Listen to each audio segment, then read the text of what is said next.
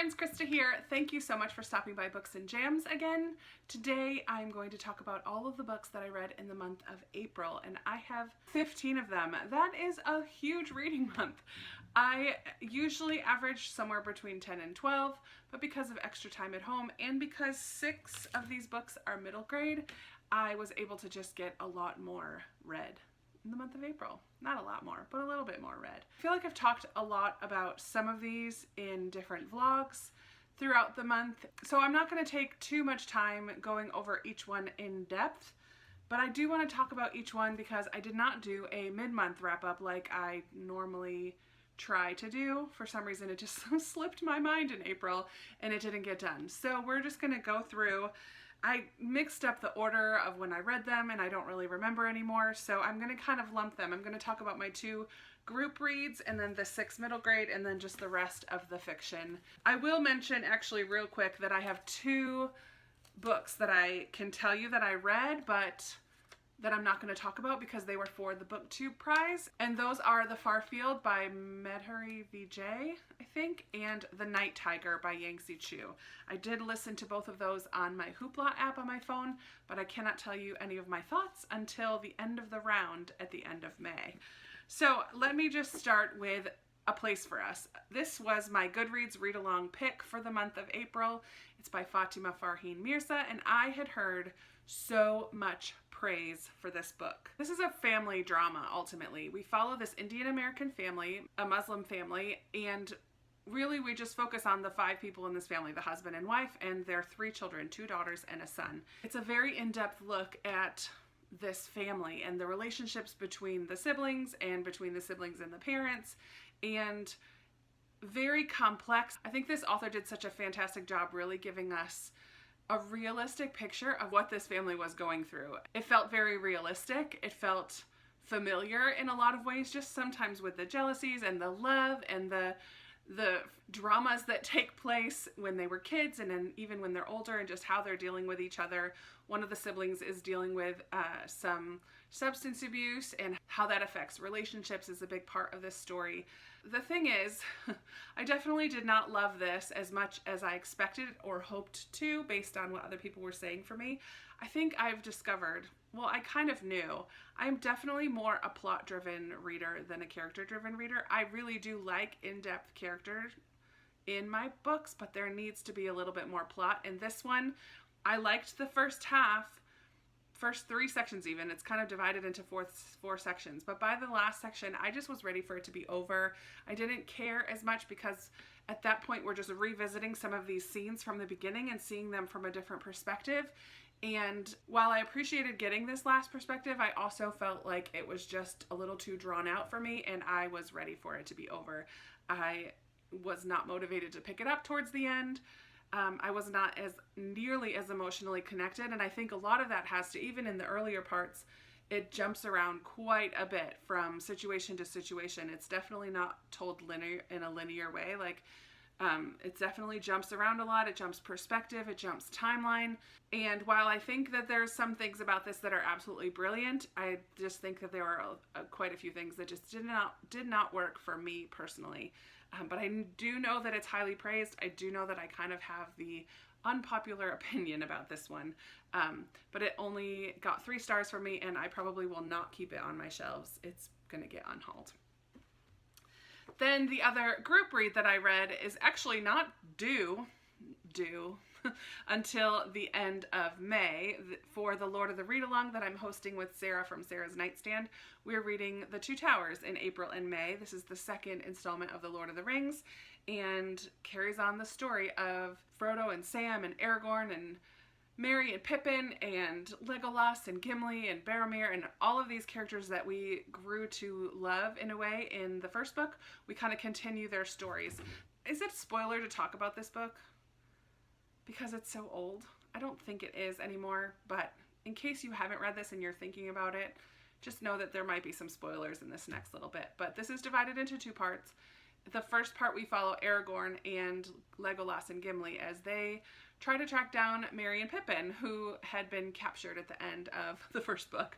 So, big ol' spoiler there, sorry. Well, we meet Treebeard and the Ents, which are some of my favorite parts of this story, but there's also the biggest battle scene in this book happens at Helm's Deep, and I just discovered, well, not just discovered, I just definitely don't prefer to read battle, fight, war scenes. I get bored very easily, and I really have a hard time picturing them. But then I watched the movie of this last night, right after I finished it, and I don't like those battle scenes in the movies either. I just was finding myself very bored. It did help me to picture things a little bit better, even though some things were a little different in the movie. Anyways, back to the book. In the second section of this one, which is really part 4 of the whole series, we go back to Frodo and Sam and Smeagol/Gollum, and follow their progress of taking the ring into Mordor and the people that they meet and the terrain that they have to cover, their interactions with Smeagol, Gollum, which are so much fun. But I did feel that tended to drag on a little bit too, and I just wanted there to be a little bit more movement, more motion, more things happening. I appreciate in the movie that it intertwined those two parts a little better than the book did for me. So in the book, we follow Aragorn and his crew for the first half, and then Frodo and Sam and Smeagol for the second half. But in the movie, it alternates between those two storylines, which is really how it happens, and I appreciated that in the movie so much better. But this is not a book to movie review, but I just wanted to share those thoughts. I did give this 4 stars. I think Tolkien is brilliant, and I definitely enjoyed this better than I was expecting to. I think this was the one I was most intimidated to pick up of the 3, and I'm really glad that I loved it. Okay, moving on to middle grade. Like I said, I did read 6 middle grade, and I think I've talked about most of them. There was a weekend earlier in April that I decided to just drop everything else and read some middle grade, and I did talk about these quite a bit. So I read The Bridge Home by Padma Venkataraman. I definitely didn't care for this as much as I hoped. I gave it 3 stars. We follow 2 sisters who run away from home and are homeless on the streets of a city in India. Hard story because of the situation of so many orphans in India. Yeah, there was a few things about this that just didn't work for me, but I also enjoyed it to a degree. So it was a 3-star. It was an okay book, not my favorite. But then I read 2 5-star reads that weekend. A Kind of Paradise by Amy Rebecca Tan, which is about a young girl who has to do some kind of community service type things because of a choice she made in middle school, and ends up having to spend her summer volunteering at the library. And she just learns to appreciate the people in her town and the library and what the library is for. This is all about love of library. So fantastic. I absolutely loved it. If you guys are participating in April from Getting Hygge with It, her Quarantine-a-thon, one of the last week I think, is to read a book that represents something that you haven't been able to do over the last couple months. This one might be a good pick for that because it does happen in the library, and if you're like me, you haven't been able to use the library to the fullest over the last couple months. So this was just a love story to a library, and I absolutely loved it. And then my favorite kind of middle grade deals with family dramas and family stories. And this is The Penderwicks of Gardam Street by Jean Birdsall. This is the 2nd book in the series, and we follow the Penderwick sisters. And in this one, they're back at home. In the first one, they had gone to this cottage or something for the summer, but this one takes place in their home. They live sort of on a cul-de-sac, I think, so we get to see some of the neighbors. But in this one, at the beginning, we get a glimpse back to when the mother passed away a few years previously. So we get this little prologue of a scene with their mother, and then we're 3 or 4 years later, and the mom had written a note to the dad saying, I want you to start dating again. And so the sisters are horrified at this idea and try to sabotage the dad's dating relationships. And it's very sweet, very cute. I love the interaction between the sisters. Fabulous series. I can't wait to continue with the Penderwicks. Then very early in the month, I think this was the first book that I finished in April. It's Red by Liesl Shirtliff. This is in the same series as Rump, which I absolutely loved. It's just a reimagining of some classic fairy tales. I absolutely loved Rump, which is Rumpelstiltskin. This one is Little Red Riding Hood, and it was okay. I didn't care for it nearly as much as Rump. I gave it 3 stars. I didn't feel like it had much of the original story in here. A little bit, but not nearly as much as I would like, I guess. It kind of went off in a totally different direction. So that's fine. It was still a cute story. I just didn't have the same appeal and charm that Rump had for me. And then last weekend, I participated in the Dewey's 24-hour readathon, and one of the books that I completed in that 24 hours is The Marvels by Brian Selznick. This is a huge book, and I did talk about this quite a bit in my wrap-up of that 24 hours, but this is the third Brian Selznick that I've read in the last couple months, and it's my least favorite of the three. I still enjoyed it. I absolutely still love his artwork and the way that he weaves the art and the story together. I think it's interesting because all three of his books, he uses the art in a different way. So in this one, the art is the whole first half of the book, and then we get to the prose at the back, and it's not really interspersed with each other, and that's different from the other two. The Invention of Hugo Cabret, the art is woven in with the story, the same story, and then in Wonderstruck, there are two storylines. The artwork is one storyline and the prose is another, and then those end up intertwining. We kind of go back and forth like different perspectives, but then we see how they come together towards the end. And then in this one, it's all art at the beginning and then all words towards the end. So super creative. I definitely appreciate his talent, and I did give this one 3 stars because of the 3 Brian Selznick books, this was my third favorite. The last middle grade book that I finished in the month of April, I read to the kids that I nanny, and that is The Tailor Despereaux by Kate DiCamillo. Such a fun story about this little mouse who is like the runt of his family, but he is determined to be a knight. He falls in love with the princess in the castle where he lives, and it's just charming and delightful. We also meet a rat who wants to live in the light instead of the dark. He's from the dungeon, but he wants to live in the light. It's just fairy tale feel. Adorable story. Absolutely loved. Kate DiCamillo gave this one 4 stars. And then I have 5 more books to talk about. Also during the 24-hour readathon, I've already talked about this one a bit, is Beach Read by Emily Henry. This one does come out in the middle of May. I think the 19th or something, but I got it from Book of the Month, and it was like an early release for Book of the Month. Yay. This is a super fun contemporary romance about 2 authors, a book for book lovers for sure. They both are struggling with some writer's block. They live next door to each other in this vacation home in Connecticut. I think it was Connecticut. Now I can't remember. Anyways, they're struggling with writer's block, challenge each other to write in the other's genre. One writes literary fiction, one writes romance, happily ever afters. And their relationship blooms from that, and also their writing. They kind of get back their writing mojo. So super cute story, has some depth to it as well. I absolutely loved it. Such a good romance. A contemporary that I read that didn't work for me, and I do think I talked about this at the beginning of the month as well, but I read The Bookish Life of Nina Hill by Abby Waxman. This is one that I was really hoping to love, but I definitely didn't, and there were things about Nina that I could relate to, and that she was introverted and loved her books, but then she also was super annoying, and the relationships were unbelievable. I don't even remember much about this book, which is another fault, I guess, of it, but she does work in a bookstore, so that's fun. The bookstore comes under some pressure financially, and that's realistic, actually, for the times that we're living in. But then she also discovers she has this family she never knew about. I don't know, I just didn't care. I didn't care about the romantic relationship. I didn't care about her relationship with her new family members. I found Nina Hill herself to be kind of annoying. This one was just a little disappointing for me. I think I ended up giving it 3, maybe 2. I don't know, but this one's not going to stay on my shelves either because I was super bummed. And when I look at it, I just remember being bummed. One that I loved and gave 5 stars to is Recursion by Blake Crouch. I had a feeling that this was going to be a 5-star read. Oh, did I put this on my 5-star predictions? I don't think I did. This was going to be on my 5-star predictions, but then I ended up reading it in one of those weekend vlogs and already talked about it, so I couldn't give it 5 stars. This blew my mind. I loved this book so much. I love Blake Crouch. I've read now 2 of his books, this one and Dark Matter.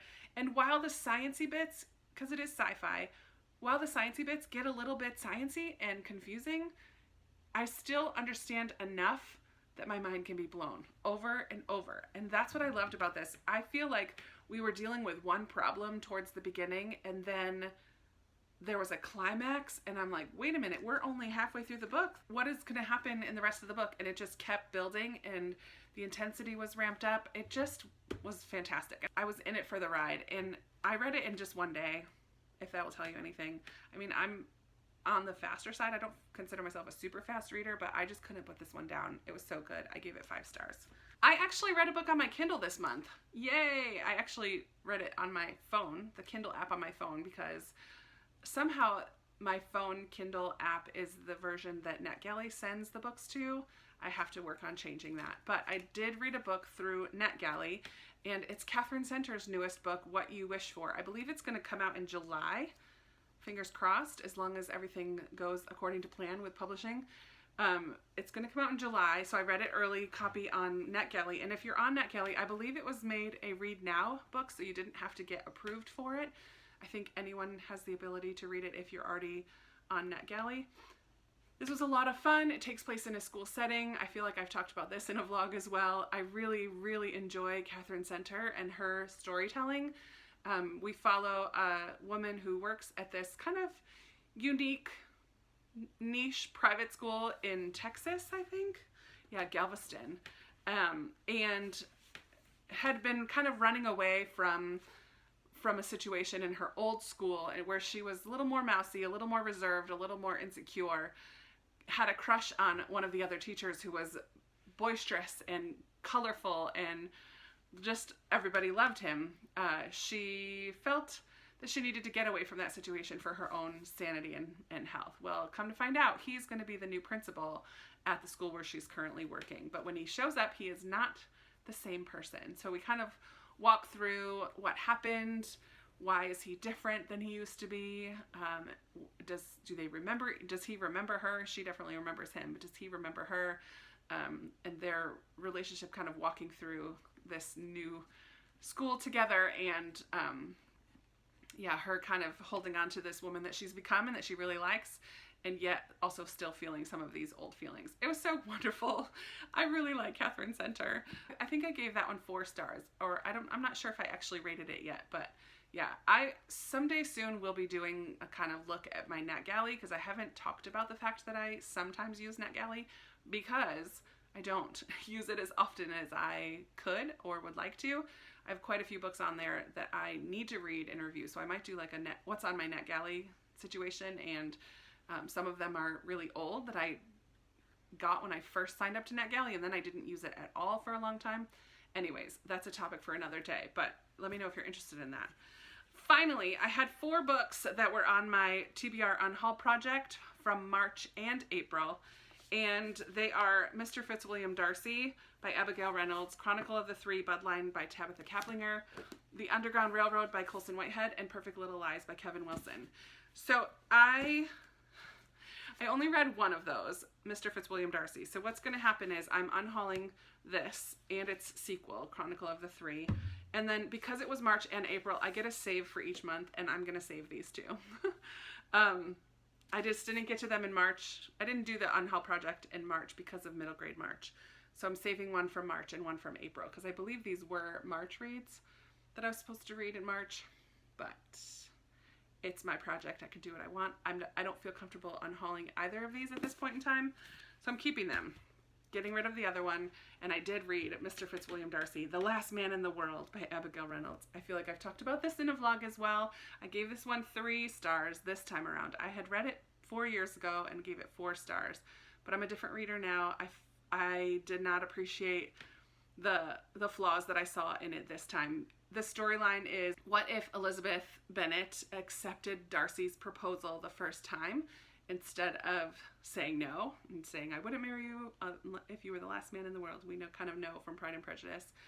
So it's a retelling of what would have happened. What if she had accepted? And the reason she had to accept in this book is because he kissed her right away without really getting an answer from her.